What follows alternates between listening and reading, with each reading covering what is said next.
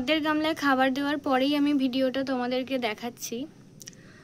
প্রায় ফেব্রুয়ারিতে আমি গাছ বসিয়েছি, তারপর থেকে এই মাত্র আমি খাবার দিলাম। আজকে 14ই আগস্ট কিন্তু আমি খাবার দিলাম।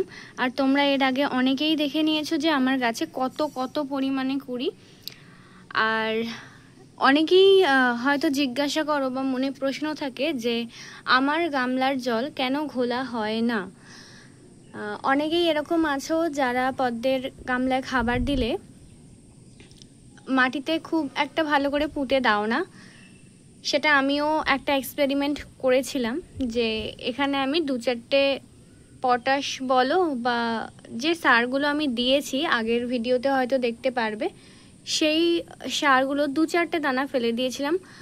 যদি তোমরা এরকম খাবার জলের মধ্যে দিয়ে দাও তাহলে কিন্তু এখানে শ্যাওলার সৃষ্টি করে, যেটা আমার ক্ষেত্রেও হয়েছে। এখানে তো গ্রিন অ্যাপেলের একটা কুড়ি রয়েছে, তোমাদেরকে দেখাই। বিনা খাবারেতে এখানে হোয়াইট পিওনির একটা কুড়ি প্রায় অনেক বড় হয়ে গেছে। আর দেখো এই নিচেতেও 2টো কুড়ি রয়েছে, লক্ষ্মীতে একটা কুড়ি রয়েছে। আর বাদ বাকিগুলো একটু রেস্ট নিচ্ছে, কারণ এরা অনেক ফুল দিয়ে নিয়েছে, তোমরা দেখে নিয়েছো। তো আমার তো খাবার দেওয়া হয়ে গেছে। তো তোমাদের যদি কারোর বাকি থাকে, খাবার দাওনি, এবার কিন্তু তোমরাও খাবার দিয়ে দিতে পারো, কারণ অনেক ফুল পেয়ে গেছো। এবার ওদেরকে একটুখানি খেতে দেওয়ার পালা।